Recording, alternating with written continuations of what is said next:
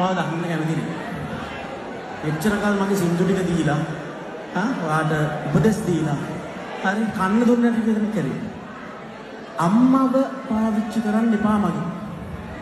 කරුණාකරලා යන්න මල්ලි ඇත්තටම මම කැමති නෑ ඔයාව බලන්න. මෙතන දැකපු අය ඇති.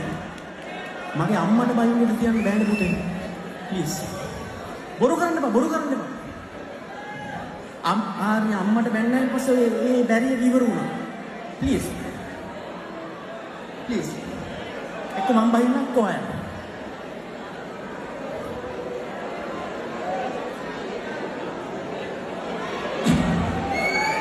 Right. Sorry.